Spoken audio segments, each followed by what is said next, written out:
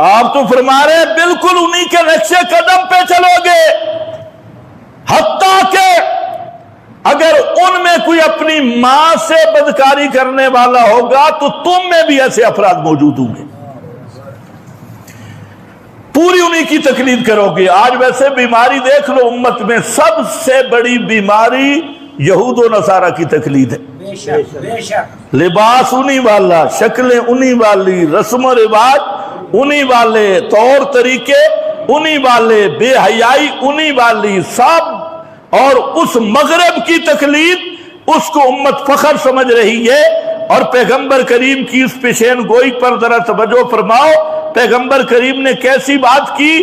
اس وقت کے لوگوں کے لیے تو سننا وہ تو ایمان کی طاقت پہ تھا، ہم آپ کے سامنے تو مشاہدہ آ گیا کہ آج ہزاروں واقعات، اور ایک بات میں کرنا ضروری سمجھتا ہوں، آج کے دور میں سب سے زیادہ فتنہ بے حیائی میں فتنہ زنا بالمحارم کا ہے۔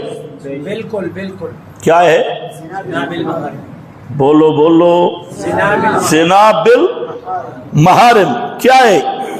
محرم کے ساتھ زنا کا فتنہ، اور سینکڑوں واقعات آ رہی ہیں جو محرم عورتیں اللہ نے محرم بنائی ان کے ساتھ بدکاریوں کے واقعات، بہن بھائی کے واقعات، پھوپھی بھتیجے کے واقعات، خالہ بھانجے کے واقعات، سسر کے واقعات، بہو کے واقعات، یہ واقعات سب سے زیادہ پھیل چکے ہیں۔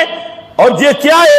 یہ بھی یہود و نصارہ کی اس فحاشی، تمہارا انٹرنیٹ، ٹک ٹاک اور یہ ساری بے حیائی کا خزانہ جب چھوٹے بچوں کے ہاتھ میں ہوگا، اور جب بہن اور بھائی مل کے یہ ننگے دیکھیں گے دنیا کے، تو پھر رشتوں کا تقدس برحال رہے گا؟